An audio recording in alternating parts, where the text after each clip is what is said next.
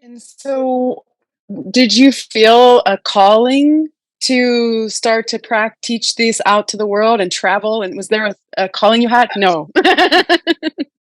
It is a, it is this is that's question people ask all the time. I never planned to teach. I planned to live. So that's just the ultimate truth. I never planned to teach. I always plan to live and remain a student for the life. Mm. And the share what I know is different story, but this is a very. I think I have shared several times. One, I started teaching when I was in university. There were some Indian people, they were having problems. I said, okay, I can share some yoga. They see me practicing every day. So I started teaching the professors in my university and college. And then I started teaching. There was another college I used to go and teach there, some local people. Then in Rishikesh, and I was teaching Sivananda Ashram for two year, 2.5 year in Sivananda Ashram.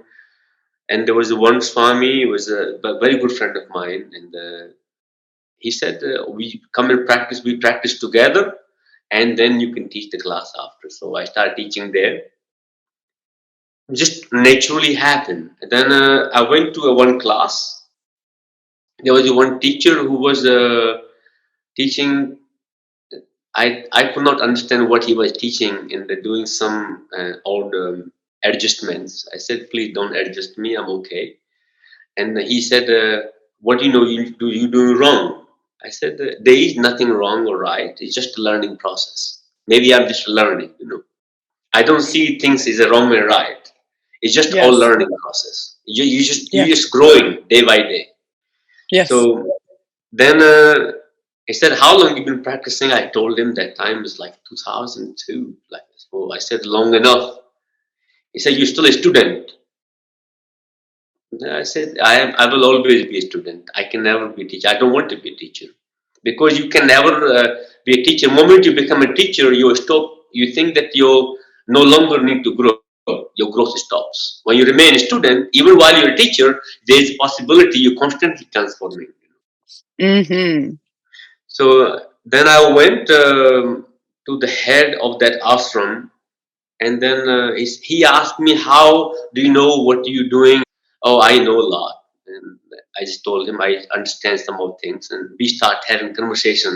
So I shared one story about my grandfather, and he said, "Are you such and such Lalji's grandchild?" Is the My grandfather's name was, everybody called him Lalji. So I say yes. I said, "How do you know?" So he talked about you so much, and then I didn't know that you will end up here. So we need to go walk up in the Himalayas quite a lot in the summertime. So would you like to teach here? You can come tomorrow. I said, no, no. But he persuaded, and then I went the next day, and then I started teaching. That was it. He Wow. asked, I didn't recommend it, and then there were some students from Canada and Japan. There used to be a queue, and there was a from like having 10, 15 students to a 40 and 50 students in the studio. Within over a week, people start talking. They say there's young little boy, and he's teaching the yoga class, but you can't see him. He's very tiny, but it's like very young. He can't. He should not be a teacher, but a very good class. And then the people coming start teaching. Then from there, it's just started. So here I am. So I Here you are. never planned to teach. I was only teaching just friends and people, and I was teaching in the ashram for free for a few years, like 4 years.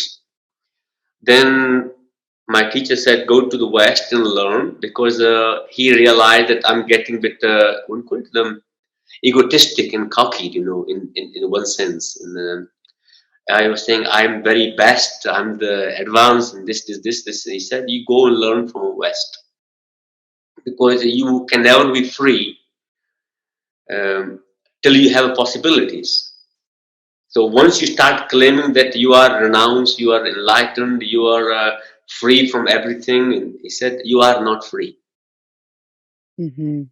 You cannot be free from something you don't have. So that's when the real understanding of senses come. Once you have a possibility and you still choose to make sure your senses are not ruled by that possibility. You are still remain honor of your senses. Now the object and things become honor of your senses. So you remain Mhm. the honor of the senses. So I said no. I came, but I learned a lot more things in West, and then I said, okay, I understood what you mean. He said, then I come back. I said, it makes no difference where you are. Then that's Mm. when I realized this is my address. This is what meant most, not where I position, or not where I park the physical body. Mm. So Wow. it's a long process. When my grandfather find out I'm teaching, he said, I heard that you start teaching. I said, I will never sell the soul of yoga. I will make sure I maintain the as true as possible to best of my knowledge and understanding that I have taken from teachers. So this.